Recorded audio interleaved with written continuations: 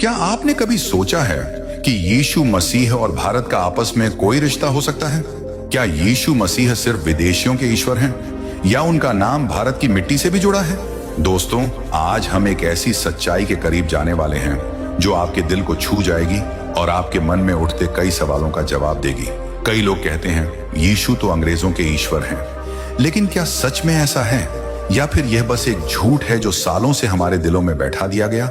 इस वीडियो में हम जानेंगे वो बातें जो किताबों में नहीं पढ़ाई जाती। हम सुनेंगे वो राज जो आपको सोचने पर मजबूर कर देंगे। तो बने रहिए हमारे साथ, क्योंकि जो आप आज जानने वाले हैं वो आपकी सोच हमेशा के लिए बदल सकता है। जब हम यीशु मसीह के बारे में बात करते हैं तो सबसे पहले हमें यह समझना होगा कि वे कौन थे और कहां से आए थे। क्या आप जानते हैं कि यीशु मसीह का जन्म कहां हुआ था? क्या अमेरिका में? क्या इंग्लैंड में? क्या कनाडा में? नहीं। यदि आप स्कूल में पढ़ने वाले एक छोटे से बच्चे से भी यह प्रश्न पूछेंगे तो वह आपको बता देगा कि यीशु मसीह का जन्म बेतलहम में हुआ था, जो इजराइल का हिस्सा है, एक ऐसा देश जो एशिया महाद्वीप में स्थित है। वहां अंग्रेज नहीं रहते थे। वहां की मातृभाषा अंग्रेजी नहीं बल्कि अरामिक और हिब्रू थी, एक पश्चिम एशियाई भाषा जो अरबी से संबंधित है। यीशु मसीह का जन्म एक यहूदी परिवार में हुआ था। उनकी मां मरियम और पालक पिता यूसुफ दोनों यहूदी थे। यहूदी रीति रिवाज के अनुसार ही यीशु मसीह का पालन पोषण हुआ। लूका की पुस्तक अध्याय 2 पद 21 में स्पष्ट लिखा है, जब 8 दिन पूरे हुए और उसके खतने का समय आया तो उसका नाम यीशु रखा गया, जो स्वर्गदूत ने उसके गर्भ में आने से पहले कहा था। खतना एक यहूदी संस्कार है जो यह सिद्ध करता है कि यीशु यहूदी धर्म और परंपराओं में पले बड़े थे। आप शायद सोच रहे होंगे, अगर यहूदी लोग क्रिसमस नहीं मनाते या यीशु मसीह को नहीं मानते तो हम क्यों माने? ये एक अच्छा प्रश्न है और इसका उत्तर समझने के लिए हमें यहूदी धर्म और ईसाई धर्म के बीच के संबंध को गहराई से समझना होगा। आप यह जानकर आश्चर्यचकित हो सकते हैं कि यीशु स्वयं एक यहूदी थे। हाँ, आपने सही सुना। और न केवल यीशु बल्कि उनके सभी अनुयायी, उनके शिष्य, उनके मित्र और उनके रिश्तेदार सभी यहूदी थे। जब यीशु ने अपना कार्य शुरू किया तो सबसे पहले यहूदी समुदाय ही था जिसने उनके संदेश को सुना और अपनाया। हालांकि यहाँ एक महत्वपूर्ण अंतर है। सभी यहूदियों ने यीशु को मसीहा यानी उद्धारकर्ता के रूप में स्वीकार नहीं किया। कुछ यहूदी धार्मिक नेताओं, विशेष रूप से फरीसियों और सदूकियों ने यीशु के दावों को अस्वीकार कर दिया और उन्हें धर्मद्रोही के रूप में देखा। लेकिन यह कहना गलत होगा कि किसी भी यहूदी ने यीशु पर विश्वास नहीं किया। वास्तव में प्रारंभिक ईसाई समुदाय पूरी तरह से यहूदियों से ही बना था। पेंटिकॉस्ट के दिन जब पवित्र आत्मा शिष्यों पर उतरी, प्रेरितों के काम की पुस्तक के अनुसार एक ही दिन में लगभग 3000 यहूदियों ने यीशु पर विश्वास किया और बपतिस्मा लिया। ये वे लोग थे जो यरूशलेम में पेंटिकॉस्ट के त्योहार का जश्न मनाने के लिए इकट्ठा हुए थे, एक यहूदी त्योहार। ईसाई धर्म यहूदी धर्म की गोद से ही निकला है। अब हम आते हैं हमारे मुख्य प्रश्न पर। भारत के लिए यीशु मसीह ने क्या किया? ये सवाल अक्सर उन लोगों द्वारा पूछा जाता है जो या तो बाइबल से परिचित नहीं हैं या जिन्हें यीशु के संदेश की सार्वभौमिकता के बारे में अधिक जानकारी नहीं है। यदि आपने कभी बाइबल पढ़ी होती तो आपको पता होता कि यीशु मसीह ने क्या किया। वे किसी एक देश, एक जाति या एक संस्कृति के लिए नहीं आए थे। उन्होंने खुद कहा था, परमेश्वर ने जगत से ऐसा प्रेम रखा कि उसने अपना एकलौता पुत्र दे दिया, ताकि जो कोई उस पर विश्वास करे वह नाश न हो परंतु अनंत जीवन पाए। यहाँ जगत शब्द का अर्थ है पूरी दुनिया। इसमें Bharat, Punjab, America, Europe, Africa, हर जगह के लोग शामिल हैं। यीशु सारी मानवता के पापों के लिए क्रूस पर चढ़े, न कि किसी एक विशेष समूह के लिए। जब यीशु ने क्रूस पर अपनी जान दी तो उन्होंने कहा, सब पूरा हुआ। उन्होंने मानवता के उद्धार का कार्य पूरा कर दिया था। अब यह हमारे ऊपर है कि हम उनकी कुर्बानी पर विश्वास करें और उनके द्वारा दिए गए अनंत जीवन के उपहार को स्वीकार करें। अब हम एक ऐसे तथ्य पर आते हैं जो बहुत से लोगों को आश्चर्यचकित कर देगा। क्या आप जानते हैं कि भारत में ईसाई धर्म का इतिहास ब्रिटिश शासन से कहीं अधिक पुराना है? अक्सर यह गलत धारणा फैलाई जाती है कि अंग्रेज भारत में ईसाई धर्म लेकर आए और अपना धर्म छोड़कर चले गए। लेकिन इतिहास की पुस्तकें पढ़िए। जब ब्रिटिश भारत आए तब भारत में पहले से ही ईसाई समुदाय मौजूद थे। लोग यीशु मसीह को पहले से ही मानते थे। तो इससे पहले कि अंग्रेज भारत आते, ये ईसाई भारत में कहां से आए? वास्तव में भारत ने यीशु मसीह का संदेश 52 ईस्वी में संत थॉमस के माध्यम से सुना था। यानी लगभग 2000 साल पहले संत थॉमस यीशु मसीह के 12 शिष्यों में से एक थे। उन्होंने सीधे यीशु मसीह से शिक्षा प्राप्त की थी और यीशु की आज्ञा के अनुसार वे भारत आए और केरल में पहुंचे। वहां उन्होंने यीशु मसीह के बारे में प्रचार किया और बहुत से लोगों ने उनके संदेश को स्वीकार किया। लेकिन जब कुछ ईर्ष्यालु लोगों ने देखा कि थॉमस के प्रचार से प्रभावित होकर लोग यीशु मसीह के अनुयायी बन रहे हैं, तो उन्होंने 72 ईस्वी में संत थॉमस की हत्या कर दी। वह पहाड़ जहां संत थॉमस शहीद हुए वह तमिलनाडु भारत में है और इसे सेंट थॉमस माउंट कहा जाता है। उनकी कब्र के ऊपर एक चर्च भी बना है जिसे सेंट थॉमस बेसिलिका कहा जाता है, जो कि तमिलनाडु भारत में ही है। यह जानना रोचक है कि भारत ने यीशु मसीह के संदेश को 52 ईस्वी में सुना था, जबकि ब्रिटेन ने 797 ईस्वी में, यानी भारत के 500 साल बाद, और अमेरिका में यीशु मसीह का प्रचार 16वीं शताब्दी में पहुंचा, भारत से लगभग 1500 साल बाद। इससे स्पष्ट होता है कि भारत को अंग्रेजों ने यीशु मसीह के बारे में नहीं बताया, बल्कि भारतीयों ने अंग्रेजों को यीशु मसीह के बारे में बताया हो सकता है। भारत और यहूदी समुदाय के बीच संबंध भी बहुत प्राचीन है। क्या आप जानते हैं कि यहूदी लोग भारत में लगभग 3000 वर्षों से रह रहे हैं? बहुत से यहूदियों ने भारतीय सेना में रहकर भारत की सेवा की है। लेफ्टिनेंट जनरल JFR जैकब एक यहूदी भारतीय सेना में जनरल ऑफिसर थे। 1971 के बांग्लादेश मुक्ति युद्ध में उनकी महत्वपूर्ण भूमिका थी। बाद में 1998 में वे गोवा के राज्यपाल बने और 1999 में पंजाब के 24वें राज्यपाल बने। उनके बड़े भाई मॉरिस भी पंजाब रेजिमेंट की 2री बटालियन की ओर से द्वितीय विश्व युद्ध में लड़े थे। 1947 में जब भारत आजाद हुआ तो स्वतंत्र भारत की पहली मिस इंडिया एक यहूदी महिला थी, एस्थर विक्टोरिया अब्राहम, जिन्हें लोग प्रमिला के नाम से भी जानते हैं। वे भारत की पहली मिस इंडिया, पहली महिला फिल्म निर्माता, 1940 के दशक की फैशन आइकन, मॉडल और अभिनेत्री थी। उनका बेटा हैदर अली भारतीय फिल्म अभिनेता और पटकथा लेखक है। ऋतिक रोशन की फिल्म जोधा अकबर के लेखक हैदर अली ही हैं। अभिनेत्री रूबी मायरस, जिन्हें सुलोचना के नाम से भी जाना जाता है, एक यहूदी अभिनेत्री थीं और वे पहली भारतीय महिला थीं जिन्होंने भारतीय मूक फिल्मों में अभिनय की शुरुआत की थी। मूक फिल्में वे होती हैं जिनमें कोई संवाद नहीं होता, जैसे चार्ली चैपलिन की हास्य फिल्में। रूबी मायरस को मूक युग की रानी भी कहा जाता है। 1959 में एक यहूदी लड़की फ्लोरा नाजरत ने मिस इंडिया का खिताब जीता और वे पहली भारतीय महिला थीं जिन्होंने भारत की ओर से मिस वर्ल्ड प्रतियोगिता में भाग लिया और भारत को अंतर्राष्ट्रीय स्तर पर प्रतिनिधित्व दिया। डेविड अब्राहम एक बॉलीवुड अभिनेता और प्रस्तुतकर्ता भी यहूदी हैं और यहोवा परमेश्वर की आराधना करते हैं। भारत के पहले प्रधानमंत्री जवाहरलाल नेहरू ने डेविड के बारे में कहा था, कोई भी समारोह डेविड के भाषण के बिना अधूरा सा लगता है। भारत और इजराइल के बीच व्यापारिक संबंध 3000 साल से भी अधिक पुराने हैं। बाइबल में वर्णित राजा सुलेमान, जो दुनिया के सबसे अमीर और बुद्धिमान राजा माने जाते थे, भारत से बहुमूल्य वस्तुओं का आयात करते थे। एक राजा अध्याय 9 पद 26 से 28 तक में लिखा है, फिर राजा सुलेमान ने एसियोन गेबेर में, जो एदोम देश में लाल समुद्र के किनारे एलोत के पास है, जहाज बनवाए और हीराम ने अपने दासों को, जो समुद्र के जानकार मल्लाह थे, सुलेमान के सेवकों के संग जहाजों में भेज दिया। उन्होंने ओपीर को जाकर वहां से 4,20,000 किलोग्राम सोना राजा सुलेमान के लिए लाकर दिया। यहाँ ओपीर एक ऐसी जगह का नाम है जिसे कई इतिहासकार और विद्वान भारत का एक हिस्सा मानते हैं। 4,20,000 किलोग्राम सोना लगभग 16,000 किलोग्राम सोने के बराबर होता है। आज के मूल्य के अनुसार इसकी कीमत लगभग 6,000 से 7,000 करोड़ रुपए होगी।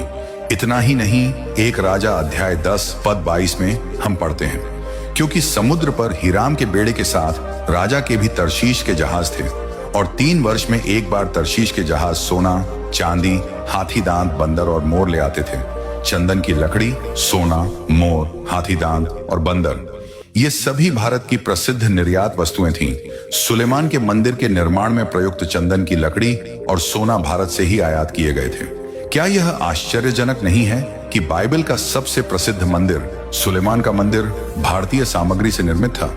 इतिहास का एक और रोचक पहलू यह है कि 722 ईसा पूर्व में जब इजराइल के राजा होशे ने परमेश्वर की दृष्टि में बुरे काम किए, तो परमेश्वर ने इजराइल को उसके पापों के कारण अश्शूर के राजा शल्मनेसर के हाथों में दे दिया। अश्शूर के राजा ने इजराइल पर आक्रमण किया और बहुत से इजरायलियों को बंदी बनाकर अशूर, जो कि अभी आधुनिक इराक और सीरिया है, ले गया। याकूब के 12 बेटे थे और उनके वंशजों को 12 गोत्र या कबीले कहा जाता है। जब अशूर के राजा ने इजराइल पर हमला किया तो वह 10 गोत्रों को बंदी बनाकर ले गया और वे 10 गोत्र कभी इजराइल नहीं लौटे। इन्हें इस्राएल के 10 खोए हुए गोत्र कहा जाता है। इन 10 गोत्रों में से एक मनश्य का गोत्र था और यह गोत्र भारत में पाया गया है। उत्तर पूर्व भारत के मिजोरम और मणिपुर राज्यों में बने मनश्य नामक यहूदी समुदाय आज भी रहता है। वे अपनी परंपराओं और रीति रिवाजों को मानते हैं और यहोवा परमेश्वर की आराधना करते हैं। दिल्ली, कोलकाता और मुंबई में भी सदियों से यहूदी लोग रह रहे हैं। इन शहरों में प्राचीन और प्रसिद्ध सिनेगॉग यानी यहूदी प्रार्थनालय हैं, जहां लोग आज भी यहूदी रीति रिवाजों का पालन करते हैं और प्रार्थना करते हैं। यहूदी लोग अधिकतर व्यापारी होते हैं और व्यापार के कारण एक देश से दूसरे देश में आते जाते रहते हैं। कभी वे मुंबई में होते हैं तो कभी हांगकांग में तो कभी इंडोनेशिया में व्यापार करते हैं। कुछ लोग व्यापार के कारण भारत में रहते हैं तो कुछ लोग यरूशलेम में चल रहे अत्याचारों से बचने के लिए भारत आकर बस गए। मुंबई में जो ससून डॉक है, जहां आज एक बड़ा मछली बाजार लगता है, वह डॉक यहूदियों का था। डेविडसन एंड कंपनी उस डॉक के मालिक थे। यहूदी लोग भारत में बड़ी बड़ी कपास मिलों और फैक्ट्रियों के मालिक होते थे। यहोवा परमेश्वर को मानने वाले लोग भारत में 2500 से 3000 साल पहले से रह रहे हैं। बहुत से यहूदी और ईसाई राजाओं ने भारत में राज्य किया है। बाइबल की एस्तेर की पुस्तक अध्याय 1 पद 1 में लिखा है, क्षयर्ष के दिनों में यह बात हुई। यह वही क्षयर्ष है जो हिंदुस्तान से लेकर कूश तक अर्थात 127 प्रांतों पर राज्य करता था। राजा क्षयर्ष की रानी का नाम एस्तेर था और वह यहोवा परमेश्वर को मानती थी। राजा क्षयर्ष ने 480 ईसा पूर्व के आसपास भारत पर राज्य किया था। मार्को पोलो जब 292 में भारत आया तो उसने अपने यात्रा साहित्य में बताया कि भारत के मालाबार तट पर ईसाई पहले से ही मौजूद थे। कोचीन राज्य के राजा ईसाई थे। अब हम एक महत्वपूर्ण प्रश्न पर आते हैं, यहूदी और ईसाई धर्म के बीच क्या अंतर है? परमेश्वर ने आदम के पाप करने पर यह वचन दिया था कि मसीहा इस धरती पर जन्म लेगा और शैतान का सर कुचलेगा। जो पाप आदम ने किया और उस पाप के कारण जो मृत्यु और शाप मनुष्य के जीवन में आया, उस शाप और मृत्यु को यीशु मसीह समाप्त करेंगे। आदम के पाप और परमेश्वर के वचन देने के बाद 4000 साल बीत गए। लोग परमेश्वर की दी गई भविष्यवाणी को भूल गए, लेकिन परमेश्वर अपने चुने हुए लोगों, नबियों को लोगों के पास भेजता था और वे लोग मसीहा के आगमन के बारे में प्रचार करते थे और भविष्यवाणियां करते थे। इस तरह यीशु मसीह के बारे में सैकड़ों भविष्यवाणियां की गई थी कि वे कैसे पैदा होंगे, क्या करेंगे और उनकी मृत्यु कैसे होगी। जब समय पूरा हुआ तो यहोवा परमेश्वर ने अपने पुत्र को धरती पर भेजा और भविष्यवाणी के अनुसार एक कुंवारी गर्भवती हुई और उसने एक पुत्र को जन्म दिया जिसका नाम यीशु रखा गया। यीशु मसीह बड़े बड़े चमत्कार करते थे। बहुत से यहूदियों ने यीशु मसीह पर विश्वास किया, लेकिन धर्म के ठेकेदारों ने ईर्ष्या के कारण यीशु मसीह पर बहुत से झूठे आरोप लगाए। हालांकि वे एक भी आरोप सिद्ध नहीं कर पाए, फिर भी उन्होंने यीशु मसीह को क्रूस पर चढ़ा दिया। लेकिन यीशु मसीह मरने के तीसरे दिन मृतकों में से जी उठे और 40 दिनों तक लोगों के साथ रहे। फिर वे जीवित ही स्वर्ग में चले गए। अब यहूदी लोग यीशु मसीह पर विश्वास नहीं करते। उनका कहना है कि जिस मसीहा का वादा यहोवा परमेश्वर ने किया था वह अभी आया ही नहीं है। यहूदी लोग अभी भी मसीहा के आगमन का इंतजार कर रहे हैं। यहूदी लोग मानते हैं कि मसीहा एक राजनीतिक नेता की तरह आएगा और अपना राज्य स्थापित करेगा, हथियार उठाकर इजराइल के दुश्मनों से लड़ेगा। लेकिन यीशु मसीह इसके बिल्कुल विपरीत थे। यीशु ने कहा, मेरा राज्य इस संसार का नहीं है। यीशु किसी राजनीतिक नेता या नए धर्म की स्थापना के लिए नहीं आए थे। वे इस संसार में रहने वाले लोगों को प्रचुरता का जीवन और अनंत जीवन देने के लिए आए थे। जो बाइबल हम पढ़ते हैं उसमें 2 भाग होते हैं, पुराना नियम और नया नियम। यहूदी लोग केवल पुराना नियम पढ़ते हैं और यहोवा परमेश्वर को मानते हैं, लेकिन यीशु मसीह पर विश्वास नहीं करते। नया नियम यीशु मसीह के जन्म के बाद यीशु के बारे में और उनकी शिक्षाओं के बारे में लिखा गया था, इसलिए यहूदी लोग नया नियम नहीं पढ़ते।